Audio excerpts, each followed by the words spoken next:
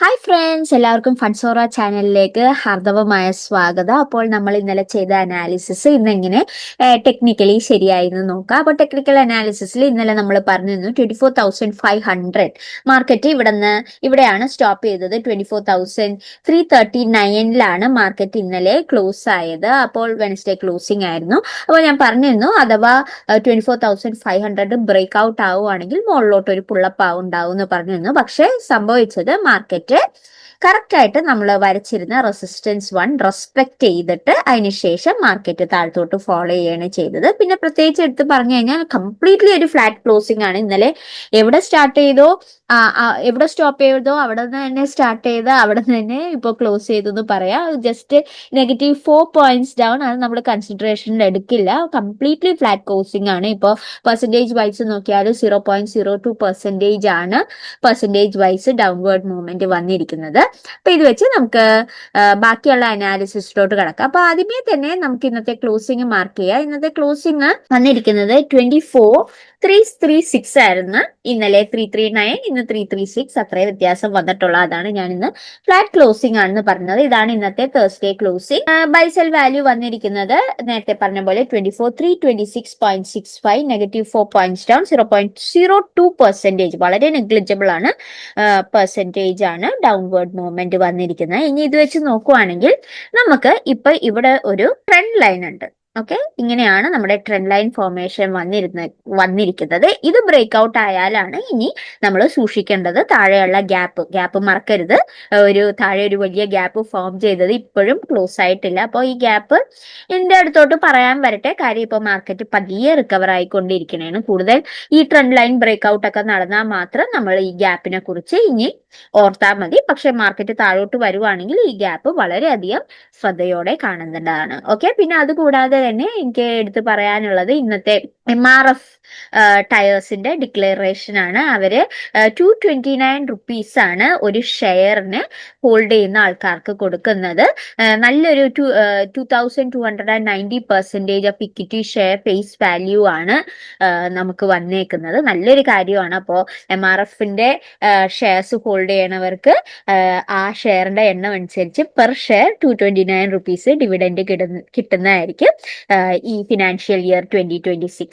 Okay, പിന്നെ MRFന്റെ just ഒന്ന് നമുക്ക് അനലൈസ് ചെയ്ത് നോക്കാം. അപ്പൊ MRFന്റെ NSE ഇൻഡെക്സ് ആണ് നമ്മൾ അനലൈസ് ചെയ്യണം. ഇവിടെ നോക്കിക്കഴിഞ്ഞാൽ നമുക്ക് കാണാം MRF ഇന്ന് ക്ലോസ് ചെയ്തിരിക്കുന്ന വാല്യൂ 1,30,100 പിന്നെ അത് മാത്രമല്ല MRF ഇന്ന് അപ്വേർഡ് മൂവ്മെന്റ് പോയത് ഏകദേശം 1,34,945 എന്ന് പറയുമ്പോൾ 1,34,000 എന്ന് റൗണ്ടപ്പ് ആയിട്ട് എടുക്കാം. അവിടം വരെ 34,000 റൗണ്ടപ്പ് ആയിട്ടാണ് എഴുതുന്നത്. അവിടം വരെ പോയിട്ടാണ് മാർക്കറ്റ് പിന്നെ ഏറ്റവും ഡൗൺഫോൾ ഉണ്ടായത്. ഇവിടെ നോക്കിക്കഴിഞ്ഞാൽ നമുക്ക് കാണാം ഇന്നത്തെ മാക്സിമം ഡൗൺഫോൾ വന്നത് 1,29,000 ആണ്. 29,300 ഉണ്ട്. ഞാൻ റൗണ്ടപ്പ് ആയിട്ട് 1,29,000 ഇതാണ് ഇന്ന് ഏറ്റവും ഡൗൺ പോയത്. MRF കറക്റ്റ് പറഞ്ഞു കഴിഞ്ഞാൽ ട്രേഡ് ചെയ്തിരുന്ന ഒരു മെയിൻ ലെവൽ എന്ന് പറയുന്നത് അവിടെ നിന്നാണ് ഈ ഡൗൺഫോൾ, ഈ വാറൊക്കെ ശേഷം വാറിന്റെ സിറ്റുവേഷന്റെ ടൈമിൽ ഡൗൺഫോൾ ഉണ്ടായത്. 1,40,000 ആ ഒരു റേറ്റിലായിരുന്നു MRF ട്രേഡ് ചെയ്തിരുന്നത്. 1,40,000 അവിടെ നിന്നാണ് ഇപ്പോൾ മാർക്കറ്റ് താഴത്തോട്ട് വന്ന് 1,30,000 ക്ലോസ് ചെയ്തിരിക്കുന്നത്. പക്ഷെ ഇന്ന് ഒരു റിഫ്ലക്ഷൻ MRFൽ ഉണ്ടായി. നേരത്തെ ഉണ്ടായിരുന്ന ഇവിടത്തെ റെസിസ്റ്റൻസ് വരെ MRF പോയതിനു ശേഷമാണ് പിന്നെ ഒരു ഡൗൺഫോൾ മൂവ്മെന്റ് ഉണ്ടായിരുന്നത്. അപ്പോൾ MRFന്റെ ഷെയർ ഹോൾഡേഴ്സിനൊക്കെ നല്ലൊരു ഷെയർ ഡിവിഡൻഡ് ആണ് കിട്ടാൻ പോകുന്നത്. ഓക്കെ, പിന്നെ നോക്കിക്കഴിഞ്ഞാൽ മൊത്തം ഇന്ന് MRF -370 പോയിന്റ്സ് ഡൗൺ, -0.28% ആണ് ഡൗൺവേർഡ് മൂവ്മെന്റ് MRFന്റെ മൂവ്മെന്റിൽ നടത്തിയത്. ഓക്കെ, ഇനി നമുക്ക് ജസ്റ്റ് നിഫ്റ്റിയുടെയും ഇതിലോട്ടൊക്കെ കയറുന്നതിന് മുമ്പ് ഇന്നത്തെ ഇന്ത്യ വിക്സ് ഞാൻ എടുത്തു പറയേണ്ട കാര്യമുണ്ട്. കാര്യം ഇന്ത്യ വിക്സ് ഇപ്പോൾ 16.62% ആയിട്ട് കുറഞ്ഞിട്ടുണ്ട്. ഇന്നലെയൊക്കെ അറിയാലോ 17ഉം അതിന് മുമ്പത്തെ ദിവസം 18 ഒക്കെ ആയിരുന്നു. അതിൽ നിന്ന് 16.62. അപ്പോൾ വോളറ്റിലിറ്റി കുറഞ്ഞു വരുന്നുണ്ട്. നല്ലൊരു കാര്യമാണ് വോളറ്റിലിറ്റി കുറയുന്നത്. മാർക്കറ്റിന്റെ അപ്രതീക്ഷിതമായ ഫ്ലക്ച്വേഷൻസിൽ നിന്ന് ഒരു വ്യത്യാസം ഉണ്ടാവും. അത് തന്നെ നല്ലൊരു കാര്യമാണ്. നമ്മുടെ ഇൻഡെക്സിന്റെ പെർഫോമൻസ് നോക്കുവാണെങ്കിൽ ഇവിടെ ജസ്റ്റ് ഒന്ന് ഇൻഡെക്സിന്റെ പെർഫോമൻസ് കാണിച്ചു തരാം. അപ്പൊ ഇൻഡെക്സിന്റെ പെർഫോമൻസ് നോക്കുവാണെങ്കിൽ നിഫ്റ്റി 50യുടെ ആ ഫ്ലാറ്റ് ഒഴിച്ചു കഴിഞ്ഞാൽ, ബാക്കി ഫ്ലാറ്റ് മൂവ്മെന്റ് ഒഴിച്ചു കഴിഞ്ഞാൽ എല്ലാ ഇൻഡെക്സുകളും ഒരുവിധം ബുള്ളിഷ് ആയിട്ടാണ് പെർഫോം ചെയ്തത്. അതാണ് മാർക്കറ്റ് പതുക്കെ റിക്കവറി എന്ന് പറയാറായിട്ടില്ല, പക്ഷെ പതുക്കെ പതുക്കെ കയറി വരുന്നുണ്ട് മാർക്കറ്റ്.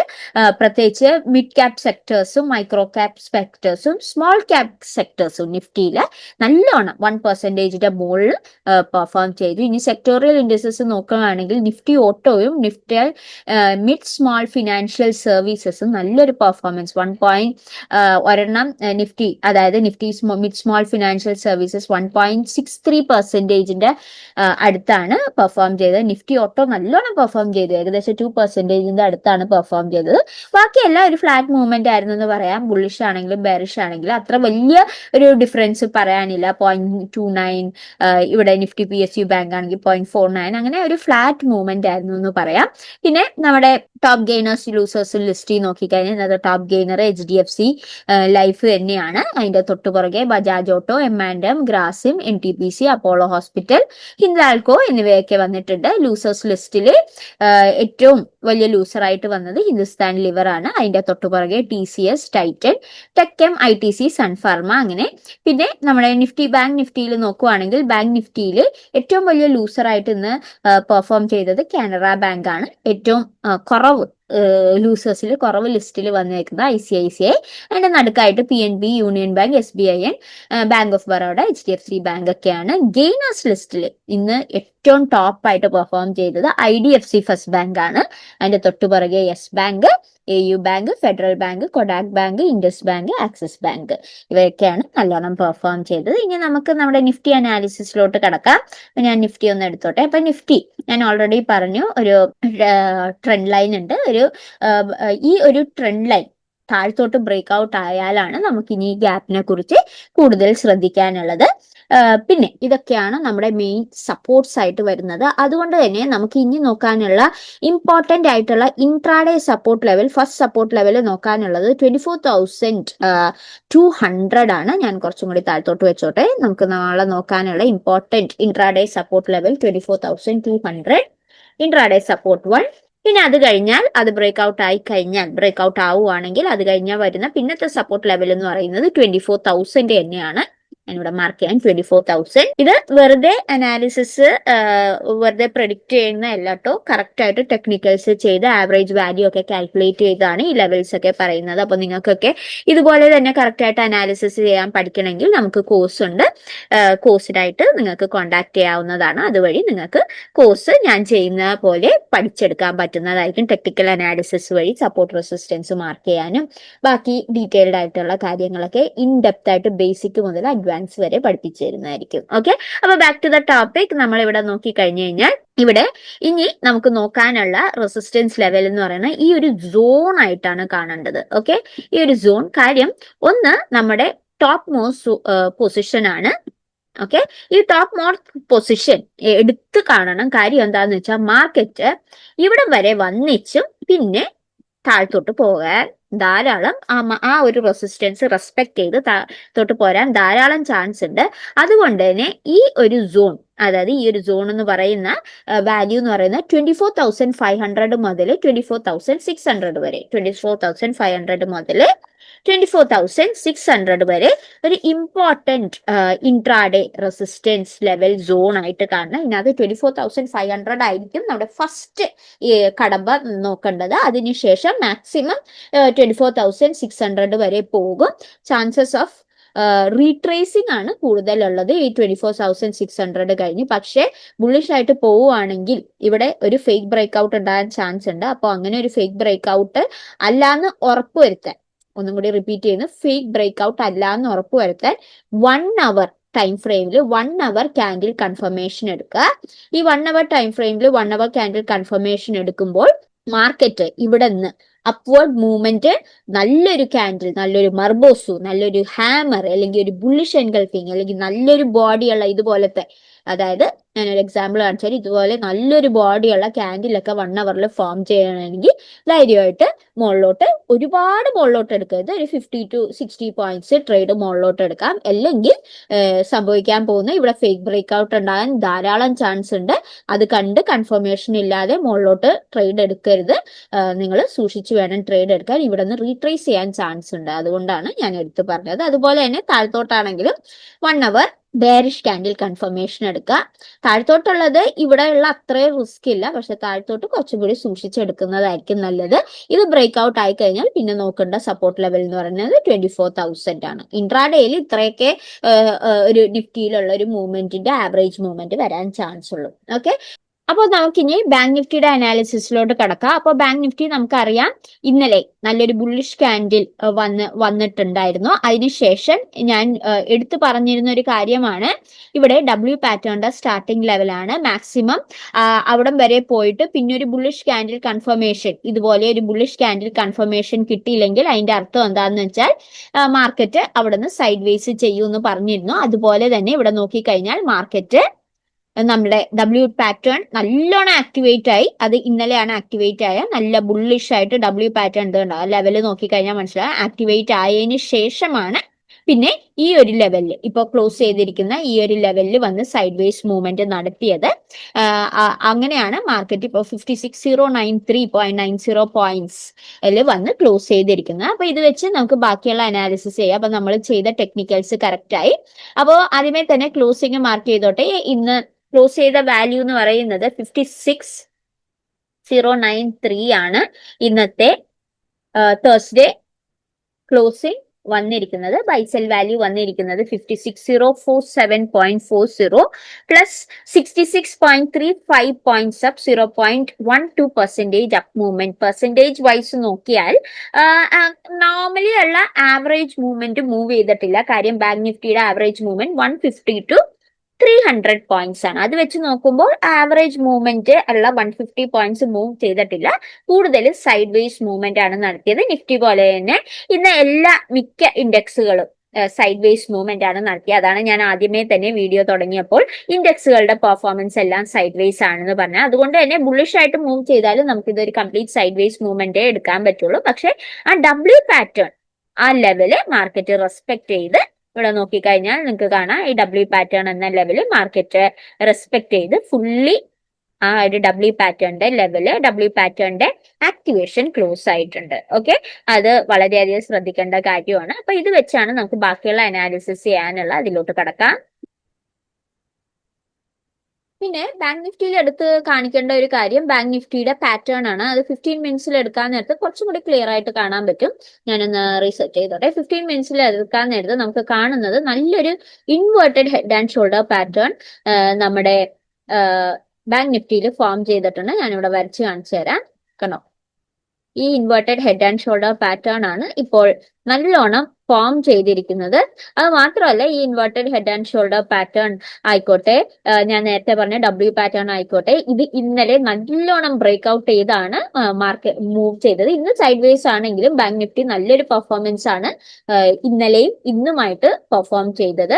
ഇന്നും ചെറിയൊരു ഫ്ലാറ്റ് മൂവ്മെന്റ് ആണെങ്കിലും 66 പോയിന്റ്സ് അപ്പ് മൂവ്മെന്റ് നടത്തി. ഇന്ന് ഫ്ലാറ്റ് ആണ്, പക്ഷേ 66 പോയിന്റ്സ് നമുക്ക് കൺസിഡർ ചെയ്യേണ്ടതായിട്ടിരിക്കുന്നു. അത് മാത്രമല്ല അതോടുകൂടി നമുക്ക് ഇനി നോക്കാനുള്ള ഇമ്പോർട്ടന്റ് റെസിസ്റ്റൻസ് ലെവൽ വരുന്നത് 56,500 ആണ്. 56,500 ഇതായിരിക്കും ഇൻട്രാഡേ റെസിസ്റ്റൻസ് 1 ആയിട്ട് ആക്ട് ചെയ്യുന്നത്. അതുപോലെ തന്നെ സപ്പോർട്ട് ലെവൽ വരാൻ പോകുന്ന ഈ ലെവൽ കൊണ്ടായിരിക്കും. ഇത് 55,500 ആണ്. ഞാനിവിടെ മാർക്ക് ചെയ്യാം 55,500. ഇതാണ് നമ്മുടെ ഇമ്പോർട്ടന്റ് ഇൻട്രാഡേ സപ്പോർട്ട് ലെവലായിട്ട് ആക്ട് ചെയ്യാൻ പോണ. രണ്ട് ലെവലും ഒരേപോലെ ഇമ്പോർട്ടന്റ് ആണ്. കാര്യം ഈ 55,500 എന്ന് പറയുന്ന ലെവല് നമ്മുടെ ഇൻവേർട്ടഡ് ഹെഡ് ആൻഡ് ഷോൾഡർ പാറ്റേണിന്റെ നെക്ക് ലെവലിന്റെ സ്റ്റാർട്ടിംഗ് ലെവലും കൂടിയാണ്. അതും കൂടി ശ്രദ്ധിക്കണം. അതുകൊണ്ടാണ് ഞാൻ ഈ 55,500 പിന്നെ ആവറേജ് ലെവൽസും സെന്റിമെന്റൽ അനാലിസിസും വോളിയം അനാലിസിസും ചെയ്യുമ്പോഴും ഈ 55,500 ഇമ്പോർട്ടന്റ് ഒരു ലെവലായിട്ട് വരുന്നുണ്ട്. അത് വളരെ ശ്രദ്ധിച്ച് കാണണം. ഓക്കെ, ഇനി നമുക്ക് ഫിൻ നിഫ്റ്റി നോക്കാം. അപ്പൊ ഫിൻ നിഫ്റ്റിയിലും നമ്മുടെ ബാങ്ക് നിഫ്റ്റി പോലെ തന്നെ നല്ലോണം ആക്ടിവേറ്റ് ആയി ഇവിടെ ക്ലോസ് ആയില്ല. ഇത് ഇന്നലത്തെ മൂവ്മെന്റ് ആണ്. ഇവിടെ വന്ന് മാർക്കറ്റ് ഇവിടെ നിന്നും പിന്നീട് മുകളിലോട്ട് പോയി. ബാങ്ക് നിഫ്റ്റിയിൽ ആ ഡബ്ല്യു പാറ്റേൺ അവിടെ എത്തിയപ്പോഴേക്കും ക്ലോസ് ആയി, ഈ ഒരു പൊസിഷനിൽ എത്തിയപ്പോഴേക്കും സ്റ്റോപ്പായി. പക്ഷെ ഫിൻ നിഫ്റ്റിയുടെ കേസ് അതല്ല, അവിടെ നിന്ന് പിന്നെ അപ്പ് മൂവ്മെന്റ് നൽകി നല്ലൊരു ബുള്ളിഷ് മൂവ്മെന്റ് നൽകിയിട്ടുണ്ട് എന്ന് ഞാൻ ജസ്റ്റ് ഒന്ന് 1 അവർ ചാർട്ടിൽ എടുക്കുമ്പോൾ കുറച്ചും കൂടി ക്ലിയർ ആയിട്ട് മനസ്സിലാവും. അവിടെ നോക്കിക്കഴിഞ്ഞാൽ നിങ്ങൾക്ക് കാണാം, നമ്മൾ വരച്ചിരുന്ന 26,000 എന്ന റെസിസ്റ്റൻസ് 1, ഇത് ഞാൻ ട്യൂസ്ഡേ വരച്ചിരുന്നതാണ്, ഞാൻ ഇന്നലെ അനലൈസ് ചെയ്തില്ലായിരുന്നു. അപ്പൊ ട്യൂസ്ഡേ തന്നെ ഇത് ബ്രേക്ക് ഔട്ട് ചെയ്ത് പോയാണ് നല്ലൊരു ലെവലിൽ വന്ന് ക്ലോസ് ചെയ്തത്. ഏകദേശം നല്ലൊരു അപ്പ് മൂവ്മെന്റ് നൽകിയായിരുന്നു ഇന്നലെ. പക്ഷെ ഇന്ന് നോക്കിക്കഴിഞ്ഞു കഴിഞ്ഞാൽ ഇവിടെ ഉണ്ടായിരുന്ന ഒരു ഗ്യാപ്പ്, ഈ ഗ്യാപ്പ് ഞാൻ നേരത്തെ ഡിസ്കസ് ചെയ്തതാണ്. എന്റെ ചാനൽ സ്ഥിരമായിട്ട് കാണുന്നവരെ ആണെങ്കിൽ അറിയാം, ഈ ഗ്യാപ്പ് കംപ്ലീറ്റ്ലി ക്ലോസ് ആയി. ഇവിടെ നോക്കിക്കഴിഞ്ഞാൽ ഫിൻ നിഫ്റ്റിയിൽ ഇവിടെ മുകളിൽ ഉണ്ടായിരുന്ന ഈ ഗ്യാപ്പ് കംപ്ലീറ്റ്ലി ക്ലോസ് ആയി. ഇനി ഇവിടെ ഗ്യാപ്പ് ഒന്നുമില്ല. അത് മാത്രമല്ല, ക്ലോസ് ആക്കിയതിന് ശേഷം ക്ലോസ് ആയതിനു ശേഷം പിന്നെ bank Nifty side vase movement നൽകി 26,470 ക്ലോസ് ചെയ്തത്. അപ്പൊ ഇതൊക്കെ വെച്ച് നമുക്ക് ബാക്കിയുള്ള അനാലിസിസ് ചെയ്യാം. അപ്പൊ ആദ്യമേ തന്നെ ഈ താഴെയുള്ള ഗ്യാപ്പ് നമ്മൾ മറന്നു പോകാൻ പാടില്ല. 800 പോയിന്റ്സ് ഗ്യാപ്പ് ഉണ്ട്.